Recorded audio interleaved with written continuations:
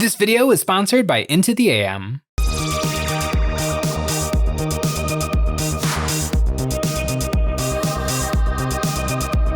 Finally, one of my longest running Warhammer 40,000 projects is done. For the last year and some change, Scott the Miniature Maniac and I have been working on our Dark Eldar armies, starting from scratch and building up to a full 2,000 points. And last week, it got done. I finished every single model. I have 2,000 points. Actually, I have quite a bit more than 2,000 points, but we'll get to that. It's pretty darn good.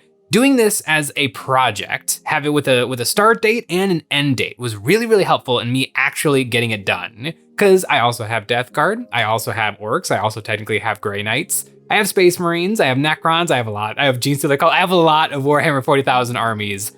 But the Dark Eldar actually got done. And that is because I had that goal, that finish line in sight all year. And so I managed to get everything done mostly in time. The weeks leading up to Adepticon were a bit of a mad rush, but I got it done. I got the 2 Tantaluses done, and after the Tantaluses, I had a smattering of other things that I needed to complete. One of those being my 2 squads of 5 Mandrakes. These guys ate up a lot of painting time. There's a lot to these guys. They got the pink skin, they got the blue clothes, they've got the jade tattoos, they got the yellow or the metal swords, they've got the white hair, they got the ghosty energy that they throw out of their hands. There's a lot to paint on these guys, and I have 10 of them, and I got them very nearly done. A couple of them didn't end up with the tattoos, but I can finish that. They were still plenty good enough to bring to the gaming table. And one of the very last things I finished, right up to the line of leaving for Adepticon, I got my 2nd Archon done. This is a proxy, this is not the Games Workshop Archon, but I really, really like it. And I spent a long time painting this sucker. And this is the Archon that leads my Incubi. Incubi with an Archon is really, really nice because then you can be rerolling hits and rerolling wounds, and it's pretty good on the Incubi. And this is the Archon that I have attached to that squad in my army. They're a really nice little beatstick, and in my detachment, the Sky Splinter Assault, you can actually have an enhancement that lets you not be allowed to be overwatched, which is so necessary on Eldar, because Dark Eldar, almost army-wise, are toughness 3 with a 6 up invulnerable save, and that anything can overwatch you away. Like, guardsmen overwatching with their las guns will wipe the Incubi squad. So that enhancement is key.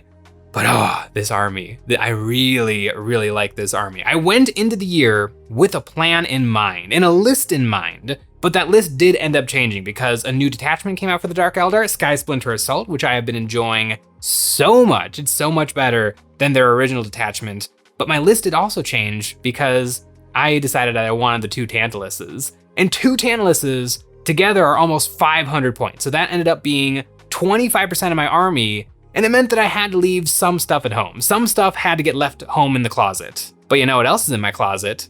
Graphic tees from today's sponsor, Into the AM.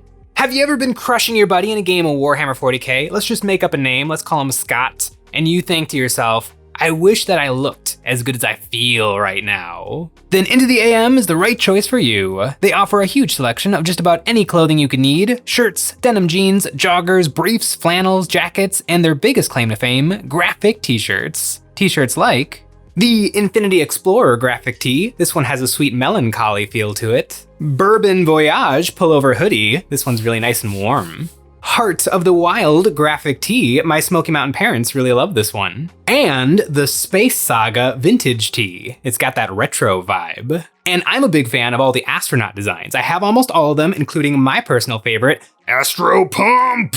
All their art is incredibly detailed and vibrant with great printing. They have an absolute ton of graphic tees for you to choose from, and more coming out all the time. And this month, they're happily showing off their stretch fit jeans. These denim jeans are the perfect choice for the active person on the go who wants to look and feel good while going. Whatever you're into, from astronauts to wilderness to Asian fusion, no matter what you're looking for, there's something cool to see and style yourself in. Right now, you can sign up through the link in the description below to get an additional 10% off your order from us. Head on over there and pick out your new style today. This whole year, I have been working on my Dark Eldar collection, and last week was Adepticon. Oh, and Scott and I played a game of Warhammer 40,000. I think it's Scott's second game of Warhammer 40,000. His first was also against me, but we played 40K, and it was glorious. 15 months in the making. Over a year ago, I called you up. We both had boxes of gray plastic, yes, and now we have 2 completed armies? Close to completed. I have a squad of 15 Reavers still to paint, but already, this is the largest ModelCon army I currently own, and it's not even done yet. So yeah, I'm excited. And you told me that you were gonna work on these guys after the fact. Absolutely, once a month, I'm gonna make a video where I finish one chunk of the army. So I gotta do the Reavers, and I gotta finish these Raiders, and then we're done. I'm probably gonna do something similar, but not finish, but add to. Okay, all right, okay, and then, I see. You know, since you're gonna keep working on them, does that mean we're playing again next year? Yes, but I'm also probably gonna win that time though. Adepticon tradition? Maybe? We'll see what we end up doing next year, but now it's time to get our long-awaited game underway. I have dozens and dozens of 40K games and many tournaments under my belt, so I have a little bit of an advantage, so Sean agreed to help Scott with some guidance. For our missions, we're playing Purge the Foe, a really good one for learning 40K on. It's kill at least one thing a turn for 4 points, and raise banners so battle line infantry can rack up points. For deployment map, we have Crucible of Battle, which sounds suspiciously close to Eons of Battle. In turn 1, I moved up super aggressively, keeping Scott pinned in his deployment zone. The biggest thing to happen turn 1 is Scott trying and failing to pop my Tantaluses.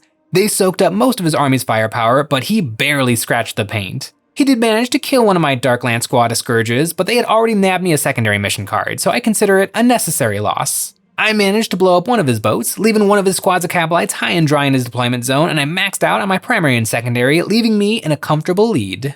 End of turn 1, 12-5 in my favor. Yeah, I felt like with Sean at my side, I was doing great. And then I saw your shooting phase, and it wasn't that amazing. I was like, I got this. And then I started rolling dice, and it all came apart. And now it's my turn again? It is, unfortunately. Turn 2 is usually a bloodbath, and ours was no different. I kept pushing my big boats while the rest of my army filled into the middle objectives. Scott continued to punish my Tantaluses, bringing them both below half, but it wasn't enough, and both boats ended up surviving the turn, bringing much glory to my Cabal. My big moment was killing Scott's Archon. Drukhari Archons have a 2-up invulnerable save until they roll a 1, then they lose it for the rest of the game. My Grotesques managed to wipe Scott's Cabalite squad with some leftover damage spilling onto the Archon, leading Scott to slow roll his saves to see what happens. Good? You're good.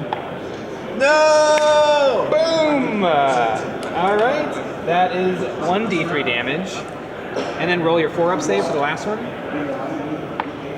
No! All right, that is 2d3 damage. That is 3-4 damage. Scott's Cabal of the Withering Sun came back strong, picking up a few of my units, and the Razorwing jet fighter showing up definitely helped Scott out, but it wasn't enough, and I continued racking up points, putting me way up in points. Top of turn 3, 23-14. I am winning. It's not looking good. Things are starting to even out just a little bit. We both killed a bunch of stuff in turn 2. Turn 3 will be really interesting to see what happens. What you guys didn't see was off camera, Jay threatened me before turn 2, and he was like, it's going downhill from here. And somehow, I'm still alive. So I'm feeling pretty good about that. Although I am losing quite handily. In turn 3, all my units jumped out of their boats, giving Scott way too many targets, taking the heat off of my Tantaluses, which continue to put in good work for me. But I finally met a worthy opponent in Scott's army. His brick of 10 Incubi led by Drazar, who easily slashed through my Grotesques and made it to Urian Rakarth. Urian managed to roll more 4-up invulns and 4-up feel no pains than I have ever before, and managed to somehow barely stay alive.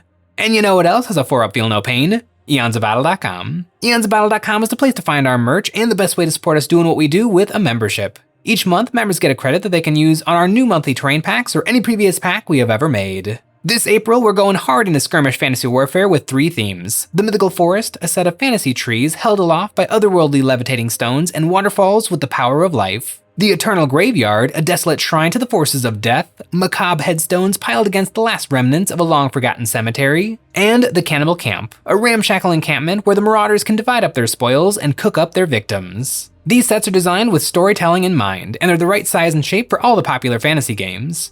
You can match the theme of your army, making your beloved collection look good while dominating the battlefield. These sets are available on our website as STLs, and don't worry if you don't have a 3D printer, they are available physically, printed for you. Turn 3 was definitely a rough turn for me, with his Incubi tearing up my Drukhari wall, but I still have him mostly pinned down in his deployment zone, unable to push up the board. Scott's big squad of Reaver jet bikes and Razorwing jet fighter managed to break through my western flank heading for my deployment zone, but I still dominate him on points. The day was drawing to a close, and we had to call it there. End of turn 3, you just conceded. I won 15 months to get you the loss. How does it feel?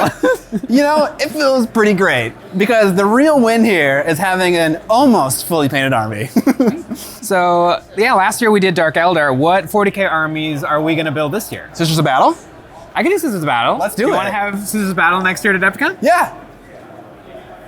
This Warhammer 40,000 project has been a journey.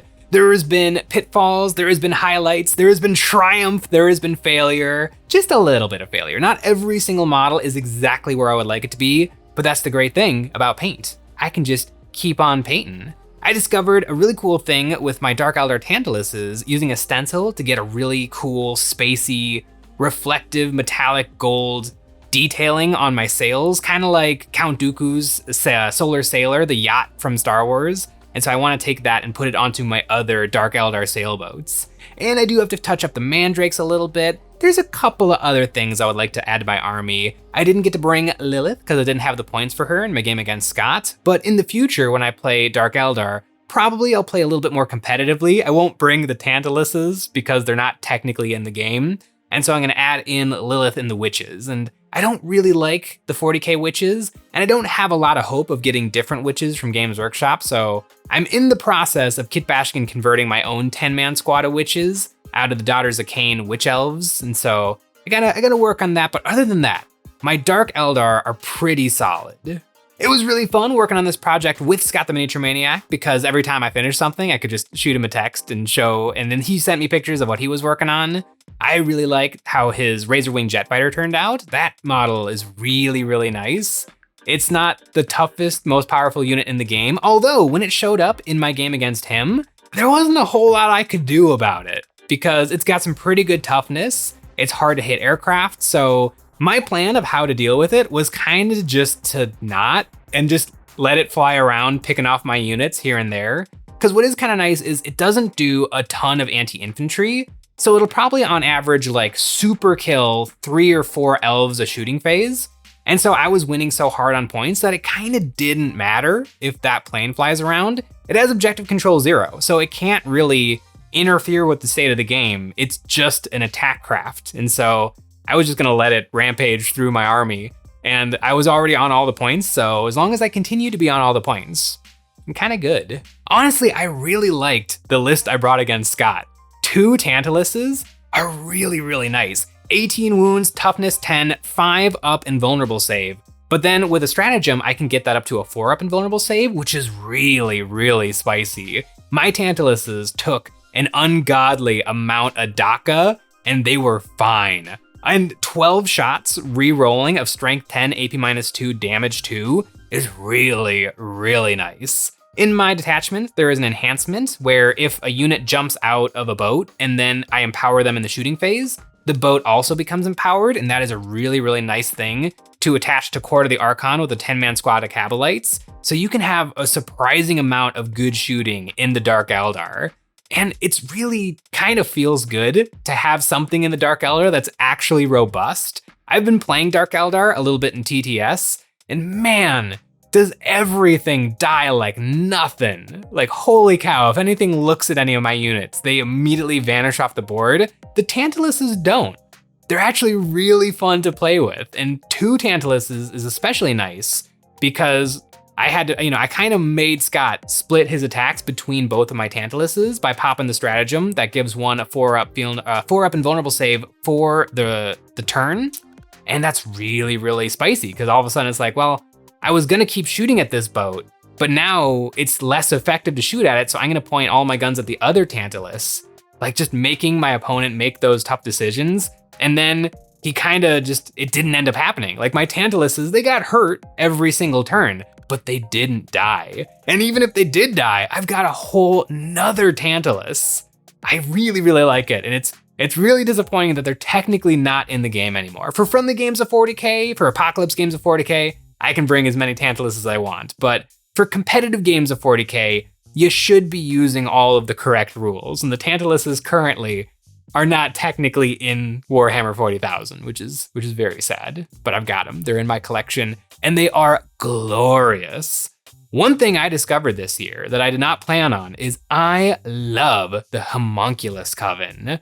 I love racks. I love grotesques. I love putting in the rack kit that comes with crew options. And so I love taking those and putting them on all of my like Ravagers and my Venoms and my Raiders and making them into Homunculus Cabal vehicles. I really, really like it. I've written a 1,000-point list for 40K that is all about the Homunculus. And so right now I need to build a bunch more racks. I got 3 boxes and they're currently out of stock on the Games Workshop web store, but if they ever come back in stock, I'm gonna buy even more. I got 2 squads of grotesques that are probably gonna get squatted from the game because Games Workshop doesn't sell them, but I got those too, and so they're coming in my games of 40K. They're okay. What's actually really nice about them is each one of them carries a liquefier gun. And the nice thing about a liquefier gun is it's a torrent weapon, so it's a really good option for Overwatch. And it's a tough squad that's kind of just meant to be like a speed bump for your opponent. They have a 5-up feel no pain, so it's really hard to just wipe the squad. And so it's a nice flamethrower, a nice tough flamethrower to have somewhere on the board that's probably in the action. And so it's just a really, really nice unit. The other thing I could do is just Talos or Chronos. Right now I have 1 Talos, but I would like some cheap Chronoses because they're just 50 points for 7 wounds. I think toughness 7 with a 5-up feel no pain is really, really good. Like shockingly good. They don't do much, but if they're just around and survive and can suck up some of the firepower that's not going into your tiny little worthless elves that cannot make a saving throw to save my life, those would be some really, really, really nice additions to the army. Today is the soft end of my Dark Eldar project. I'm gonna do some of that other stuff, but for right now, I'm excited to move on to some other things. But if you enjoyed this video, Scott the Miniature Maniac has a very similar video on his channel where he goes through his experiences with the Dark Eldar project. I think his experience was a little bit different than mine. And a few weeks back, I actually helped him out with a video collab where we painted up some of his Dark Eldar units. In that video, he called me the fastest miniature painter ever. And I mean, I don't know if that's incorrect. It was really fun to paint alongside Scott and wax poetically for hours and hours and hours about painting miniatures. There's actually weirdly a lot to talk about. With my Dark Eldar army completed, well, pretty much completed. There's a couple of little things that I want to add, but it's done. So now I get to think about what is next. Although Scott teased that he could do some Sisters of Battle, he ain't doing Sisters of Battle. I'm gonna be doing something else, and that other something else is gonna be Kroot. I know right now Sean is really, really tempted by the new Emperor's Children, and so I think Sean and I are gonna be doing a little escalation league, trying to build up my Kroot army and his Thousand Sun army. I've actually played Kroot a few times now in TTS. Kroot are really, really fun. I never thought I would be a Tau player, but I can be a Kroot player, which is technically in the Tau category, but it's not Tau, it's the Kroot. Kroot are really, really fun. The only tricky thing with a Kroot army is right now my list contains 120 Kroot carnivores. Or no, it's not quite 120. I think it's only 80 Kroot carnivores. And then I think it's 2 Farstalker kin bands. So I guess it's like 100 Kroot. That's a lot of Kroot. And I painted some Kroot in the past, like classic Kroot colors, army green with like brown accents and brown leathers. I at Adepticon, there were some Kroots in the case, in the Golden Demon case, that were kind of like a light blue color. It looked really, really good. So now I think I don't know if I'll do them all blue, but I'm definitely starting to think maybe I want to play around with the skin tones of my Kroots. I mean, technically anything would make sense because Kroots have the Kirby power of taking on the power of whatever they eat. And so if they're eating some blue stuff, they would turn blue. I guess if they're eating the Tau, they turn blue. I think the Tau in the lore don't let the Kroot eat them, because technically it is an honor to be eaten by the Kroot, but the Tau don't like that. But I think what I'm thinking in my brain for my Tau collection is a bunch of Kroot with a little bit of Tau auxiliaries that work really, really well alongside each other. Like They are in it to win it, and they've been working together for a long time. And so the Kroot have a respect for the Tau, and the Tau have a respect for the Kroot. And so I want to bring a little bit of the Tau tech into my Kroots and bring a little bit of that Kroot ramshackleness into the Tau. And I've bought a lot of proxies and other miniatures that I'm really, really excited to paint. Sean, even though Sean's playing Space Marines and Space Marines, Chaos Space Marines even, which are a little bit tough to play into, I'm really excited to bring my Krootsies to life. One more Warhammer 40,000 army under my belt, played with in a game. I mopped the floor with Scott. We only even got to turn 3. If we got to turn 4 and 5, things are gonna go rough for the Miniac. But let me know in the comments below, what did you guys finish for your Warhammer 40,000 armies last year? And how are you liking it? Have you played with it yet? And do you have any plans for 40K in this upcoming year? Thanks for watching. And don't forget to click the link in the description to get a cool Into the AM shirt today.